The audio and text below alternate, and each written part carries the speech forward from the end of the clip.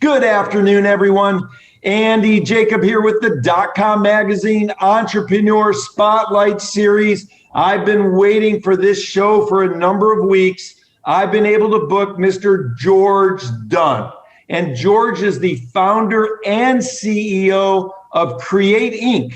And they are independent consultants. I call George the king of process. When you understand what he has been able to put together with his firm, the types of companies that he works with, and he's got a list of companies that are name brand companies. He's really a powerhouse. He understands advanced technology. He understands digital transformation and how process and digital transformation can be combined and fused together to make a powerhouse combination for the companies he works with. George, I'm so excited to have you on the show. Thanks so much for coming on the Entrepreneur Spotlight Series. You're welcome. Thank you, Andy, for inviting me. Appreciate This is super cool, George. You're really a worldwide expert in this. Let's pull the lens back to 30,000 feet and tell us about CRE8 Inc. Very good. Well, back in 1995, what I noticed was with computers going to integrators and the big companies like IBM, Wang, and DEC, if people remember those names, I do, where they used to provide full service to customers and really help them with their planning. When IBM came in to an organization, they would study everything.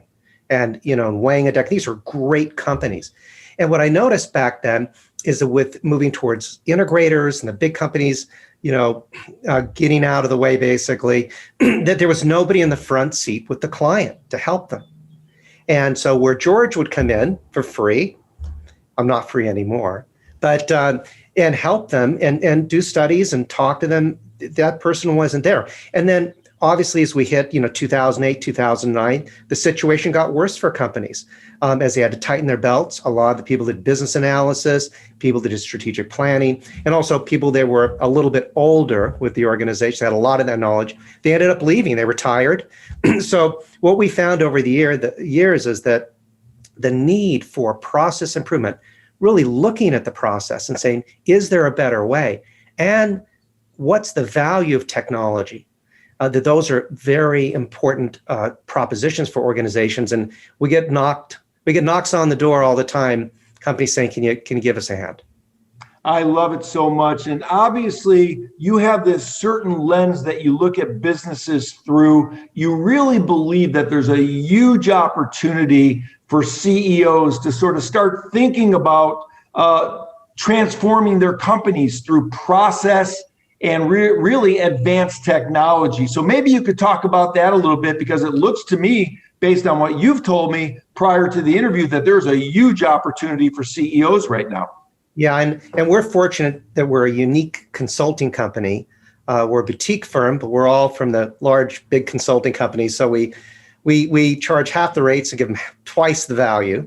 Clients don't mind that. But we've been fortunate to work across all industries. And so when I speak about this, we've worked with, international banks. We've worked with domestic international law firms, insurance companies, medical manufacturing equipment, government, transportation companies, you name it, cancer research. And so we get called into all of these. And I think the most important thing to start is that we have been inundated with technology. And one of the challenges with technology can take years to properly implement it, because we end up doing it the wrong way first. We toss it out there. We have citizen developers, group developers, like, let's just see if it works. Well, at the end of the day, that technology costs money. It impacts your process.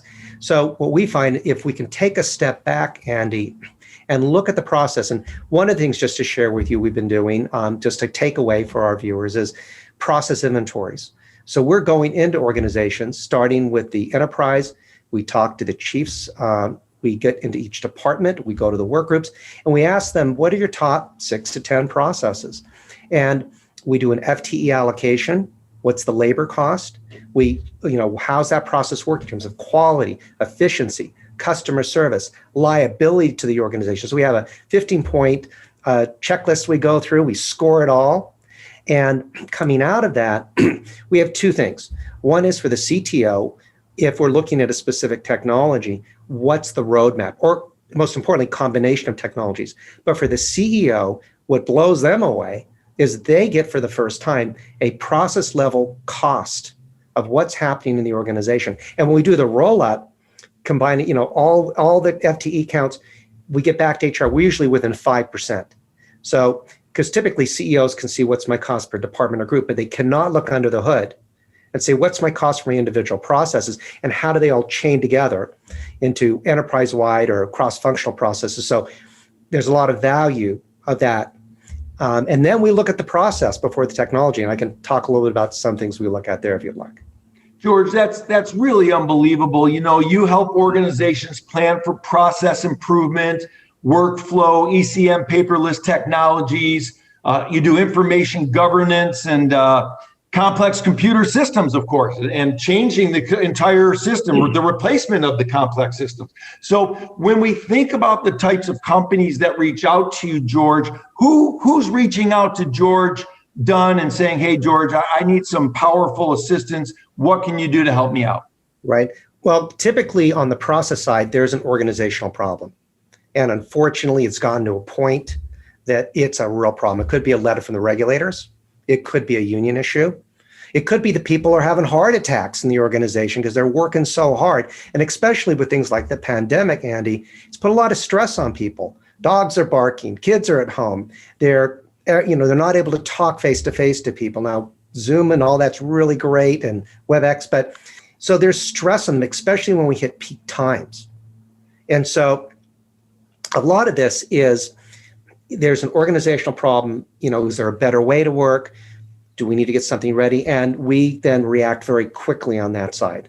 We can do our enterprise-wide studies within a matter of months.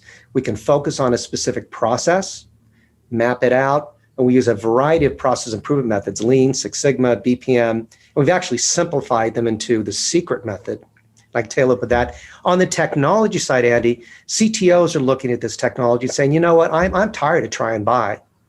I'm trying it because I need to budget. And I need to have a sustainable budget if I'm going to do something right. So they come to us, for example, digital workflow. What is it? How can I use it? Robotic process automation. Sounds like a scary term. What do we do with it? And so we help describe the technologies, talk about what the value is. We basically are rubber meet the road consultants, and then we will do the process workflow assessment, prove it out, do the application design requirements, and then test that against the technologies they have in-house, or put together an RFP and help them find the vendor or integrator. So there's a lot of value in that because they're new to this technology and they want to know what is it going to do for them and is there a return on investment? That makes all the sense in the world, George. CRE8 serves national and international organizations in almost every industry sector. Very interesting. You've helped out Fortune 100 companies. You help out the government, a lot of privately held companies. You really conduct process improvement and technology planning projects at the enterprise level, the department level, and the work group level, and you do it for worldwide organizations. So, George, let's talk about what's happened through the pandemic as an expert in process. What's going to be the big change? What's going to be the big shift? I know I look at you as somewhat of a shapeshifter, someone that's a zeitgeist, someone that really has a good pulse on what's happening internationally. What's going to happen with process and technology due to the COVID pandemic in the future? Well, I think clearly in 2020, we all ducked for cover, right? I mean, it was a huge transformation. People were sent home. People working in frontline positions that were put at risk. And this was, a very difficult time for all of us. And as a result, we did not see a lot of innovation. We saw a lot of technology planning projects, a lot of lift and shift to the cloud so people could get access to their data, get access to the documents. So the IT group was very busy with that. And also there was economic uncertainty. Different sectors had wild type of experiences. Now that we're in 2021, there's a sense of optimism. People have gotten used to working remotely and are excited about going to the office. But the thing is, Andy, we've been on Mars for the past year. We have not been on the planet Earth as any of us know it. And so now as we return to Earth, what have we learned? What have we gained? We've used this digital technology. We've, in essence, divorced ourselves from our paper records or our computer systems on site. we've divorced ourselves, rightly or wrongly, from our workers. Some of them we can't wait to see again. Others, well, maybe we'll still do a Zoom call if they're down the hall. But we've got this technology in place, and so we've got a lot of flexibility, and the opportunities are endless for organizations that really want to take advantage of it. We are in the beginnings of a huge transformation. And unfortunately, Andy, I find traditionally only 1 out of about 100 executives really take the bull by the horns and do this type of thing. I know everyone's busy, but I can tell you the ones that have done this in the past, they've gotten promoted 3, 4 levels over the years. It's so exciting to go back and talk to them. They were director, now they're CEO of the company, okay? Or they said, this isn't gonna work, I don't wanna do this. And they call me and says, we couldn't have done it ourselves. It was impossible. And that's the thing about an independent consultant, is that we can come in and, listen to people. We don't have an agenda. We're not part of the mix there. We can listen and also help people get to where they go and appreciate what they're doing. We give certificates. We let the teams present forward to the chiefs what they've come up with. So what happens is the change management resistance is gone down through this. So I think we're in a time of great opportunity in 2021, and so I'm excited. I love it, George. And you've helped so many large companies. You've helped so many people and so many organizations with their process and their digital transformation. You speak to real super important people, CEOs of major companies, and of course their C-level executives as well. And something that comes to mind, George, is what are the big questions when they come to you and they say, George, I've got a big problem, and I need some help. What are the big problems and what are the questions you ask them to help you understand what they need? That's a good question. In 2020, people were starting to ask the question, how do I create a flexible model for my organization that will allow me to expand and contract, both from a cost standpoint, but also from a technology standpoint? And because I have to have a plan. I don't know when the end of this pandemic is going to be, and I need to know how we are going to survive. And for organizations that also had done really well, their resources were stripped. How do we reduce friction? How do we, get our products and services out the door? And so those were the questions then. And so I think it's really important that this planning model, and again, if we take a process level perspective, the question is, Andy, what does the process need to have happen? Not this nifty technology, not let's just talk about and do some high level diagramming, but what does it need in terms of quality, efficiency, service, and also what are the innovation opportunities? Where can we just blow the doors off of this? But see, organizations have limited time, resources, and dollars. So we want to focus on this. Is it a repeatable process that everybody does day to day? Is it a group process? Is it a cross-functional process? So having a plan of where to focus your time, resources, technology is extremely important. And so that's what they're asking for. And we're ready to help them out because we've done hundreds of these studies. We're just excited that they're even more excited to do them. And they happen very quickly. We're done in an enterprise study, 2 months. 2.5, 3 months. Wow, that's incredible, George. And you talk about the flexible model. It makes all the sense in the world. And what I really love about what you do for all the international companies that you work with is, you work directly with them. In other words, you don't sell really or represent any technology solution in particular. And this allows you to provide a real independent voice to help organizations plan and evaluate for process improvement. And of course, advanced technology information systems. So this is really, really remarkable. When we think about complex computer systems and we talk about sort of replacement options for those, How difficult is it for a large company to start thinking about replacing a complex computer system with one that's going to be perhaps more flexible and a better fit for their organization? Well, the key word is when we use the word replace. We don't want to use that word.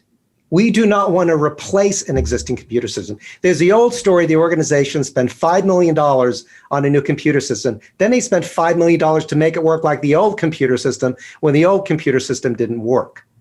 The business rules, and it doesn't matter, Andy, whether we're talking about a Fortune 100 company or a mom and pop trucking company down the street. We've got a lot of middle market companies out there with 500 to 1,000 employees. If we're going to get a new computer system, we need to say, what are our business rules we need to support over the next 5 years? If we produce something for $10 and get it to them in 10 days, but the customer wants it in 3 days for $3, we have to re-engineer the process. We cannot just replace the system. We have to say, what are our business rules going forward? And you know what? The vendors have got great ideas. They're great people, but they don't know. They just implement. They're not going to say, we're going to come up with a unique proposition for you that's different than their other clients. You have to come up with that as your organization. What are our guiding principles? Where do we want to be 5 years from now in terms of labor costs, in terms of quality, in terms of, a simple example is a new computer system comes in and it takes 20 keystrokes to do something, right? How about it takes 5? How about it abstracts information from other systems? How about we use digital workflow or robotic process automation to automate between systems? So, and the thing is, it's not one technology anymore. It's combinations of technologies we have to look at. So that process plan I talk about, which is flexible, needs to be a framework also that we can keep adding technologies in and keep adjusting this model. And so, because we've already gone to the users, let's not have to go back to them again, right? They're busy, and then keep adding on. So that's what we're seeing and what we're helping out with. Yeah. I love it, George. It's unbelievable. You also do online education and certification. You have an expertise in Agile, of course, BPM, project management, PMP, Lean, you name it, Six Sigma. It's really, really incredible. When we think about process improvement and planning a project, George, which group of people inside the organization are you typically working with? Which level of executives or which level of the group that you particularly work with once you've been hired on to give this incredible consulting that you've become known for? Well, typically the directors or C-suite will reach out to us. That's important because they have the sign-in authority, and we want to get paid. So that's important. And in fact, we have a great track record, always gotten paid. Now, of course, I'm a former world champion wrestler, but never had to use that. So but we're fortunate they like our services. But typically what we want to do then is really get in the heads of the directors, where are their issues, what would they like to do? And then we want to work with the groups. Look, that's the heartbeat of the organization. And these folks are working so hard, and they've been there for years, and they've got so much great information, but nobody asked them. And so we have a framework we take them through, and we also inspire and say, let's think about, and Andy, when after the process inventories and we do the detailed process mapping, I just love to watch that light bulb come on. I can kind of see it in the process, but it's like, well, what's stressing you out? We'll write that all in red. What kind of ideas do you have? And what we find too, a lot of times the issue with the process is what's happening before they got the information. It's incorrect, it's the timeliness, the accuracy is wrong, and they're struggling to fix everything. So in the process mapping, we really get into the knowledge, get all the cards on the table, and then we'll work with them on the procedural changes and change action plan. And I'm finding out they're rolling out those changes before the project's over. They're checking it off. They're running with it. So it's so exciting. And then our next level redesign is the technology, because we need to clean that process up first with the people that do the work. But guess what? I chase those directors down and even the CEO and say, why don't you stop by the meeting? We'd like to see you. Let the employees know you're supporting these efforts. And also the directors, I don't want it to go too far. I want them to touch base. So, and guess what? They come to the meetings, but I say, you got to be quiet. I need you to be quiet. We got to listen. And so, and that again, the value of an independent consultant is we can help out with this. And then on the technology side, we work with IT. Now, IT loves these process maps. Andy, they've never seen these process maps. They're guessing what to do. And then they get slapped because they didn't do what the users wanted. And so by doing the process maps and the workflow maps, now we're saying we've got a framework for a design. And now let's talk about all the other components to create a strong conceptual application design. And now when we sit down with the vendors or the IT developers, we've really got some information for them and they can dig into it. And the vendors love it. They're just like, because they're guessing too. And if everybody's guessing, it's called a change order, Andy, because it's like being in a cab without knowing where you want to go. The meter keeps running. So by having this conceptual application design, the workflow maps, we're having great discussions with internal IT. And guess who comes to the meeting too? The CFO, because he or she's saying, well, what's the return on investment? And I'm a former KPMG person myself, a CPA, so we calculate it. And so the good vendors really like it because guess what? The project's budgeted. Our organizations are budgeting between $500,000 and $15 to $20 million on projects they know are going to really help them because the groundwork's been done. And the vendors, they can get in and sell and they can close and they can do their work. So it's exciting to be part of it when we do it right the first time. I love it, George. Obviously your passion for process and organizational improvement comes through in a big way, which is why you're one of the leaders in the space. George, you mentioned that you were a world-class wrestler, and I want to turn the conversation with the amount of time we have left. And by the way, thank you so much for slicing out some time out of your very busy day to talk to us on the Entrepreneur Spotlight Series. But let's talk about what someone can learn from sports in the entrepreneurial space. In other words, there's probably some things as you've built your business that you learned through sports and athletics and competing. So maybe you could touch on that a little bit for the younger entrepreneurs watching the show so they can understand that when you really get into the business world, it really is a competition. And maybe if you had some competition, in your life, that would transfer over into the business world. Right. And it's funny because in high school, I was, state placer, national placer. And then I took a break for 15 years because I had to get my CPA and management consulting background. And so when my son was 6, he needed wrestling. So I signed him up. Well, I got back into it too. And the coach said, you want to wrestle? I said, I'm 35. I'm too old. He says, I got a second class. It's the college kids, the high school kids, and the wrestling dads. You can go into that class. But what I didn't know about this coach, he was a national champion. He wrestled for to be on the U.S. Olympic team, and he was about my size. And so he made a deal with me. He says, if you hang in there with me, and I'm going to teach everything. He says, I'm going to beat you up. And so So I did all the tournaments, took state championship. And there's nothing like a 5-minute round with no rest break when you're wrestling against a 23-year-old Marine. So the point is that, winning national, state championship, nationals, and then I was invited to be on the world team, the Masters world team.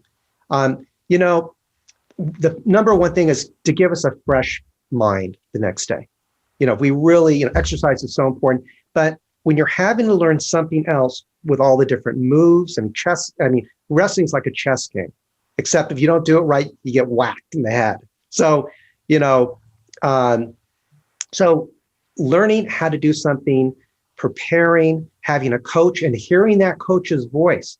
When I stepped out there and wrestled the Belarusians from Belarus or the Iranians or the top wrestlers in the world, the crowds were screaming, but I could hear that coach's voice. And knowing how to turn on a dime in the middle of a wrestling match, a freestyle wrestling match, is very important for business. Andy, a lot of organizations get in trouble because they do not react quickly enough. We don't know the future, but we have a sense something's happening. We, through different things. So we have to react to it, get into it. It doesn't mean it's going to be a crisis or a tremendous opportunity, but that's where, and I have a lot of CEOs that give me a call and say, hey, George, can you and your team just go talk to, Sam over here or Julie, just even kind of help them out and just, so it's going. So that kind of being able to instinctually react is really important. And I'm proud to say I ended up taking third place in the world in Budapest, the United States. Only got one black eye.